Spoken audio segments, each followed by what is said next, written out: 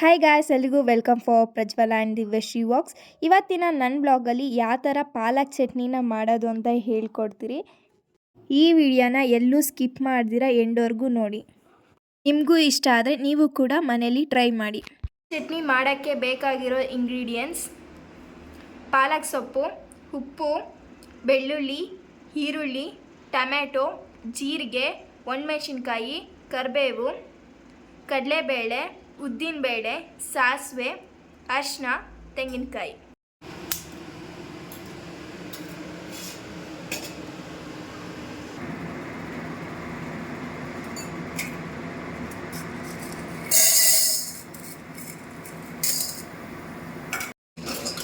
ಕಡಲೆಬೇಳೆನ ಸ್ವಲ್ಪ ಎಣ್ಣೆ ಹಾಕ್ಕೊಂಡು ಕಡಲೆಬೇಳೆ ಹುರ್ಕೊಬೇಕು ಮೊದಲಿಗೆ.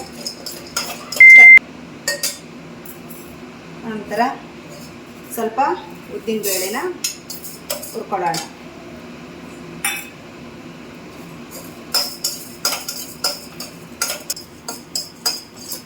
ಉದ್ದಿನ ಬೇಳೆ ಸ್ವಲ್ಪ ಬ್ರೌನ್ ಕಲರ್ ಬಂದಮೇಲೆ ಅದನ್ನು ತೆಗೆದು ಒಂದು ತಟ್ಟೆಗೆ ಹಾಕ್ಕೊಂತ ಇದ್ದೀವಿ.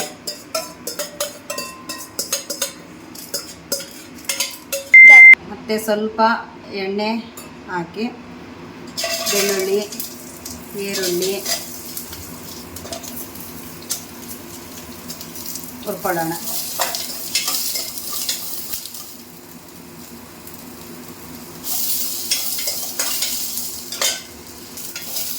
ಸ್ವಲ್ಪ ಇದು ಬ್ರೌನ್ ಕಲರ್ ಬರೋವರೆಗೂ ಹುರ್ಕೊಳ್ಳೋಣ. ಇವಾಗ ಈರುಳ್ಳಿ ಬೆಳ್ಳುಳ್ಳಿ ಫ್ರೈ ಆಗಿದೆ. ಇದನ್ನು ನಾವು ಒಂದು ತಟ್ಟೆಗೆ ಹಾಕೊಳ್ಳೋಣ.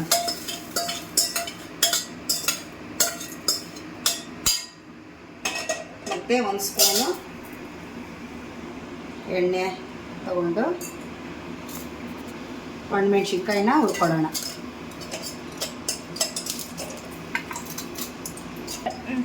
ಮೆಣಸಿನ್ಕಾಯಿ ಕೂಡ ಹುರಿದಿದ್ದು ಆಗಿದೆ.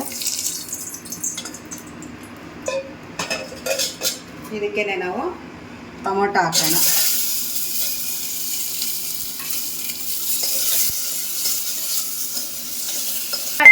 ಇವಾಗ ನಾವು ಕಡಲೆಬೇಳೆ ಮತ್ತು ಉದ್ದಿನಬೇಳೆನ ನಾವು ಇದನ್ನು ಪೌಡ್ರ್ ಮಾಡ್ಕೊಳ್ಳೋಣ. ಇವಾಗ ಪೌಡ್ರು ರೆಡಿಯಾಗಿದೆ. ಇದರಲ್ಲೇ ನಾವು ಸ್ವಲ್ಪ ತೆಂಗಿನಕಾಯಿ ಹಾಕ್ಬಿಟ್ಟು ಪೌಡ್ರ್ ಮಾಡ್ಕೊಳ್ಳೋಣ. ಇವಾಗ ತೆಂಗಿನಕಾಯಿ ಕೂಡ ಪೌಡ್ರ್ ಮಾಡಿಟ್ಟಿದ್ದೀವಿ. ಟೊಮೊಟೊ ಕೂಡ ಫ್ರೈ ಮಾಡೋಕ್ಕೆ ಇಟ್ಟಿದ್ವಿ. ಎಣ್ಣೆ ಸ್ವಲ್ಪ ಹಾಕಿ ಸ್ವಲ್ಪ ಅದರೊಳಗಡೆಗೇ ಜೀರಿಗೆ ಕೂಡ ಅಪ್ಲೈ ಮಾಡೋಣ. ಇದನ್ನು ಕೂಡ ಇದರಲ್ಲಿ ಚೆನ್ನಾಗಿ ಫ್ರೈ ಮಾಡ್ಕೊಳ್ಳೋಣ.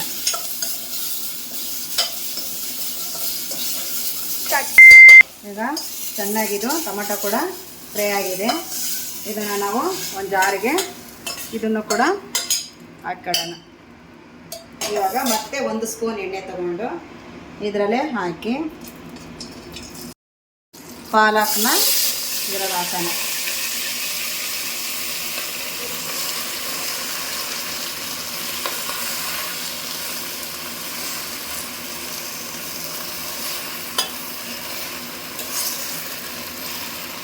ಅಂತ ಟೊಮೊಟೊ, ಈರುಳ್ಳಿ, ಬೆಳ್ಳುಳ್ಳಿ, ಜೀರಿಗೆ, ಮೆಣಸಿನ್ಕಾಯಿ ಮತ್ತು ಇದರಲ್ಲಿ ಪೌಡ್ರ್ ಮಾಡಿರೋದನ್ನೆಲ್ಲ ಒಂದು ಜಾರ್ಗೆ ಹಾಕೋಣ.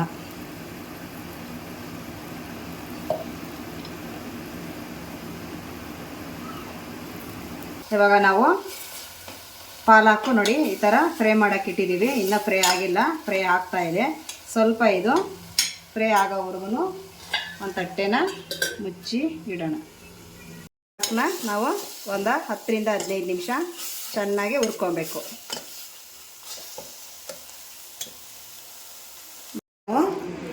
15 ನಿಮಿಷ ಇದನ್ನು ಫ್ರೈ ಮಾಡಾದಮೇಲೆ ಇದನ್ನು ನಾವು ಜಾರ್ಗೆ ಹಾಕೊಳ್ಳೋಣ.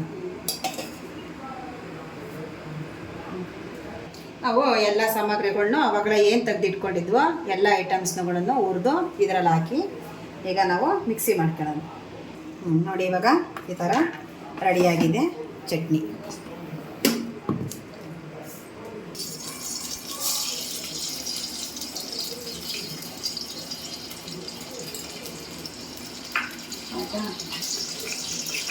ಇವಾಗ ಎಣ್ಣೆ ನಾವು 2 ಸ್ಪೂನ್ ಎಣ್ಣೆ ಹಾಕಿದ್ದೀವಿ. ಇವಾಗ ನಾವು ಇದಕ್ಕೆ ಸಾಸಿವೆ ಹಾಕೋಣ, ಸ್ವಲ್ಪ ಕರಿಬೇವು, ಇದಕ್ಕೆ ಸ್ವಲ್ಪ ಅರಶಿನ,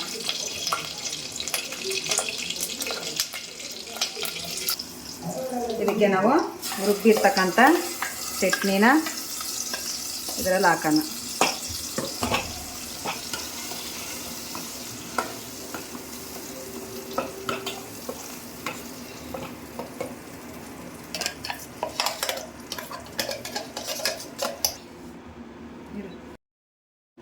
ಉಪ್ಪನ್ನು ಹಾಕೋಣ.